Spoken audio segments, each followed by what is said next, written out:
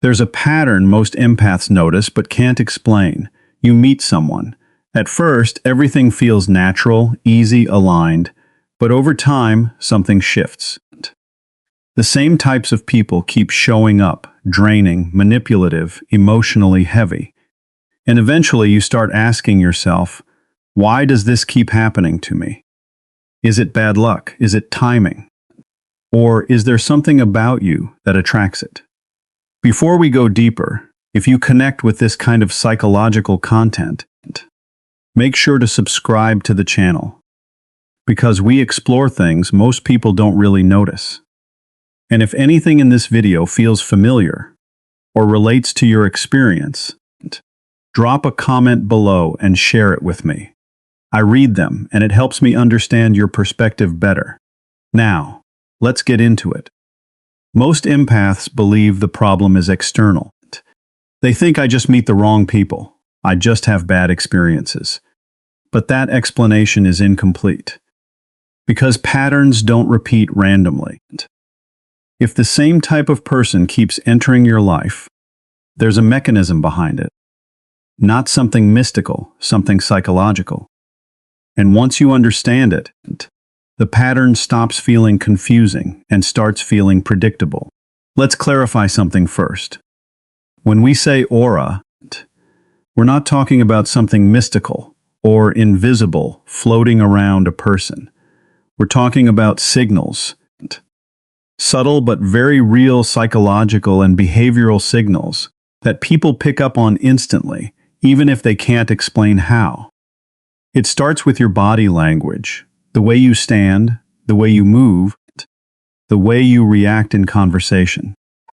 Then it goes deeper, your tone of voice, your pace of speaking, your emotional openness, your level of comfort around others, your responsiveness to what people say or feel. All of these things combine together into something that creates a readable presence. And most people don't realize they are constantly reading it. It happens automatically below conscious awareness. They don't think I'm analyzing this person.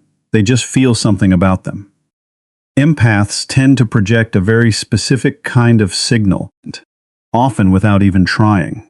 Warmth, openness, emotional availability, a sense of understanding, and low resistance in interaction. They don't usually come across as guarded or closed off. They feel approachable, emotionally safe. And to the right kind of person, this is exactly what creates connection. It feels calm. It feels accepting. It feels like being understood without effort. But here's where the problem starts. The same signals that feel safe to emotionally healthy people can feel very different to the wrong kind of person. Because low resistance and high openness don't just communicate safety. They can also communicate accessibility. Not access in a respectful sense, but access without boundaries. And that is where misunderstanding begins. What feels like emotional warmth from an empath can be interpreted as emotional availability that has no limits. And that interpretation changes how people approach them. Here's something uncomfortable, but real. Toxic people are often far more observant than most people assume. Not in a deliberate, analytical way, but in an instinctive, almost automatic way. They don't sit and think about who to target. They simply read people. They pick up on behavioral patterns, emotional reactions, and subtle cues within seconds of interaction. And without even realizing it consciously, they start scanning for specific traits. Who will listen without interrupting or pushing back? Who will give without asking too many questions? Who will understand without demanding accountability? Who will tolerate discomfort instead of walking away? These are not random observations for them. They are indicators of how far a person can be influenced, tested, or emotionally engaged. And this is where empaths often enter the picture, because empaths naturally tend to show many of these signals. Not because they lack strength, but because their default setting is openness. They listen deeply. They try to understand before judging. They give emotional space to others. They often prioritize connection over confrontation. And in healthy environments, these are powerful traits. But in unhealthy dynamics, they are interpreted differently. Openness, when combined with weak or unclear boundaries, doesn't just look like kindness. It starts to look like opportunity. Opportunity for emotional reliance. Opportunity for inconsistency to be tolerated. Opportunity for limits to be tested slowly over time. And the key issue is this. Toxic individuals rarely see openness as something to respect. They see it as something that can be gradually expanded, not all at once, but step by step. And empaths, without realizing it, often respond in ways that reinforce this pattern, because their instinct is to understand, not to resist. And that is where the dynamic quietly begins. Attraction is not always as simple as liking someone. In reality, human connection often works on multiple layers, and not all of them are emotional or healthy. Sometimes attraction is not about affection at all. It's about usefulness. And this is where the dynamic becomes uncomfortable to look at, because many people are not actually drawn to empaths for genuine connection or mutual understanding. They are drawn for something more unconscious, regulation. They are looking for someone who can absorb emotional pressure that they themselves cannot hold. Someone who can sit with their chaos without leaving. Someone who can stabilize their emotional instability in real time. Someone who can validate their shifting moods, contradictions, and inconsistencies without judgment. And empaths, without even realizing it, often become the perfect match for this pattern, not because they are trying to be used, but because their natural behavior already aligns with what the other person needs. They listen more than they speak. They try to understand instead of confront. They absorb emotional intensity instead of rejecting it. They stay longer in discomfort than most people would.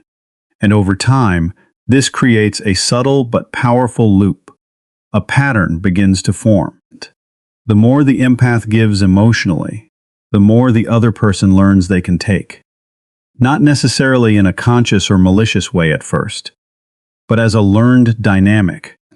A system gets created between the two people. One side regulates, the other side provides regulation, and the imbalance slowly becomes normal. What makes this especially difficult is that it doesn't feel wrong in the beginning. It often feels like connection. But over time, the emotional weight becomes one-sided, and the empath starts realizing that their presence is not just being appreciated. It is being relied upon in ways they never intentionally agreed to.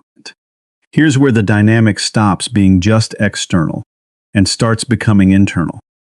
Because for many empaths, something subtle develops over time that they don't consciously notice. They begin to tie their sense of value to being needed, not in an obvious or intentional way, but in an emotional way that feels natural to them. When they are helping someone, they feel useful. When they are supporting someone, they feel important. When they are understanding someone's pain, they feel connected. And slowly, these emotional experiences start forming an internal pattern that being needed equals being valuable. And this is where a hidden psychological trap begins to form. Because the more a person depends on the feeling of being needed to feel worthy, the more their behavior starts aligning with situations where they are needed. And not in healthy, balanced ways, but in emotionally demanding ones. This is where attraction becomes complicated, because instead of naturally connecting with stable, self-aware people, they often find themselves around individuals who are emotionally unstable, inconsistent, or internally unregulated. Not because they are choosing it consciously, but because those are the environments where their value system feels activated. People who don't need fixing don't trigger the same internal response, but people who are struggling emotionally do. So over time, a pattern develops. The empath becomes the fixer, the listener, the emotional supporter, the stabilizing presence. And the more this role is repeated, the more it feels familiar, and familiarity starts to feel like identity. But the deeper issue is this. This dynamic doesn't lead to balanced relationships. It leads to emotional labor where one person is constantly processing, holding, and regulating emotions while the other simply receives. And because the need to feel needed is not conscious, it becomes very difficult to recognize when the pattern is actually unhealthy until exhaustion begins to show up. Not suddenly but slowly through emotional depletion that is hard to explain but impossible to ignore. For many empaths, boundaries don't feel like a natural behavior at first. Not because they don't understand the concept, but because emotionally it feels uncomfortable to apply it. There is a difference between knowing something intellectually and being able to execute it emotionally in real situations. Empaths often fall into that gap. They can recognize that boundaries are important, healthy, and necessary. But when it comes to actually enforcing them in real interactions, something internal hesitates. Saying no doesn't just feel like a response. It feels like rejection. It feels like distance. It feels like hurting someone. And that emotional interpretation creates resistance. Pulling back even slightly can feel wrong, almost like they are doing something unkind, even when they are simply trying to protect their own space. So instead of clearly setting limits, many empaths unconsciously choose a different path. They stretch themselves. They extend their patience. They extend their understanding. They extend their emotional availability beyond what is comfortable. And over time, this stretching becomes noticeable in the way they respond to others, because people, even without conscious awareness, pick up on it. And this is where an important psychological signal is sent. When someone repeatedly does not enforce limits, the message that is received is not about kindness alone. It becomes something more behavioral. This person is flexible. This person will adjust. This person will not stop me easily. And once that signal is communicated, it doesn't disappear. It gets stored in the dynamic between both people. Because human behavior adapts based on feedback loops. If boundaries are not clearly enforced, the expectation of access quietly increases, not always in an obvious or aggressive way, but gradually through repetition. And this is why the absence of boundaries often creates more imbalance over time. Not because empaths lack strength, but because their strength is often expressed through tolerance rather than restriction. Over time, the dynamic doesn't stay the same. It slowly shifts, not in a dramatic moment, but in small emotional increments that are easy to ignore at first. The empath begins to feel it internally. A sense of fatigue, mental heaviness, emotional overload that is hard to explain but very real to experience. It doesn't always show up as chaos. Sometimes it shows up as quiet exhaustion. But instead of recognizing it as a signal to pause, they often do the opposite. They try harder. They invest more energy into understanding the situation. They give more emotional space. They explain themselves more clearly. They try to fix misunderstandings more quickly. Because in their mind, there is still a belief that if they just adjust enough, things will eventually balance out. If they become more patient, more understanding, more emotionally available, the relationship will stabilize. But what they slowly begin to realize is something uncomfortable. The imbalance is not happening because of lack of effort. It is happening because the foundation itself was never equal to begin with. One side is constantly regulating, adapting and absorbing, while the other side continues receiving, without the same level of emotional responsibility. And this is where the draining phase becomes more noticeable, because the empath is not just giving anymore. They are compensating for emotional inconsistency, compensating for lack of reciprocity, compensating for imbalance that was never addressed early on. And the more they try to fix it, the more they reinforce the cycle until eventually effort no longer feels like connection. It starts to feel like maintenance. And emotional maintenance, without balance, always leads to depletion. Not immediately, but gradually, in a way that becomes impossible to ignore over time. This is the hardest truth to accept, because at first glance it feels like bad luck, like coincidence, like different people showing up in the same way over and over again. But when you look deeper into patterns, something more uncomfortable becomes visible. It repeats because it works.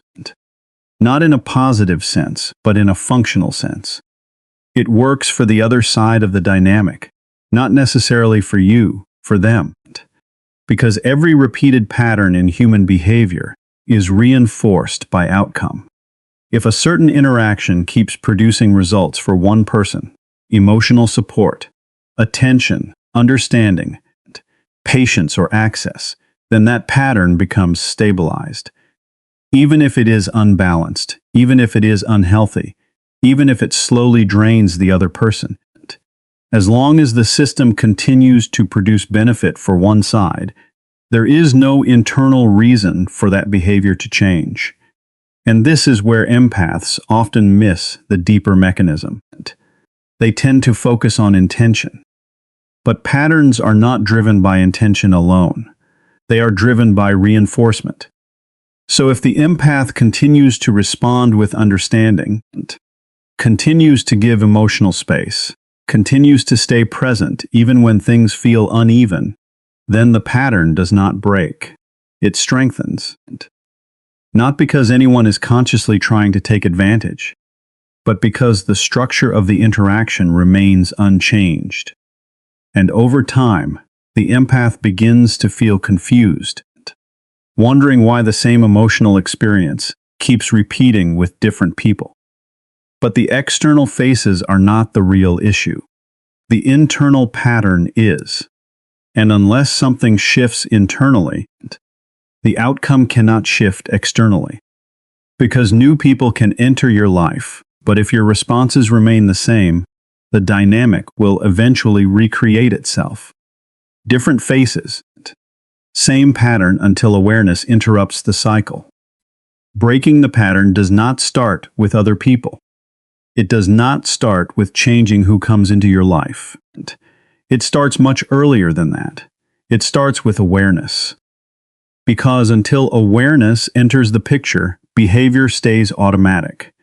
And automatic behavior always recreates familiar outcomes. So instead of continuing the same question that keeps the cycle alive, why do I keep attracting the wrong people? The focus begins to shift inward. A more uncomfortable but more accurate question emerges. What am I signaling without even realizing it? Because every interaction carries signals, not just words, but patterns of response. How quickly you explain yourself, how much emotional space you give, how long you stay in uncomfortable situations, how often you prioritize understanding over boundaries. All of these create a silent message that other people respond to, even if they don't consciously analyze it. And this is where change actually begins. Not by becoming colder, not by becoming disconnected, but by becoming more conscious in your responses. You start reducing unnecessary over-explaining. You stop over-giving just to maintain emotional balance. You begin to notice when you are trying to fix situations that don't require your emotional labor. And perhaps most importantly, you allow discomfort to exist without immediately trying to resolve it. Because for many empaths, discomfort has always meant fix it quickly. But in this stage, discomfort becomes something different. It becomes information. And slowly through these small internal shifts, something subtle begins to change in your overall presence. Your energy no longer signals constant availability. It no longer signals automatic adjustment. It no longer signals unlimited emotional flexibility. Instead, it becomes more grounded, more intentional, more selective. And the most important part is this: it doesn't become softer, it becomes stronger. Your aura was never the problem. What you naturally carry, your presence, your energy, your emotional depth, none of that is the issue. Your openness was not a weakness either, and your empathy was never a flaw. In fact, these are qualities that allow you to understand people in ways most others cannot. But the real issue was something far more subtle. It was the lack of filtering. Because empathy on its own is powerful, but empathy without boundaries becomes exhausting. It creates space where everything is absorbed, whether it should be or not. And that is where imbalance begins. Not because empathy is wrong, but because it is unprotected. When there is no internal filter for what you allow into your emotional space, everything gets in. People's emotions, their instability, their expectations, their unresolved patterns, and over time that creates confusion and fatigue. But when awareness enters the picture, something shifts. You begin to understand that empathy is not meant to be unlimited access. It is meant to be conscious because empathy without boundaries invites imbalance. But empathy combined with awareness creates something very different. It creates power. Not power over others, but power over your own energy, attention, and emotional space. And in that state, something important changes. You are no longer available to everything. You are no longer emotionally accessible in every direction. And because of that, you naturally become available only to what aligns with you. People, situations, and energies that match your stability rather than drain it. And that is where the pattern finally breaks. Not because the world around you suddenly changes, but because the way access is given from your side changes. And when access changes, everything else reorganizes itself around it. And as we close this, take a moment to reflect on your own energy, your own boundaries, and your own awareness. Take care of yourself, and take care of where you are emotionally in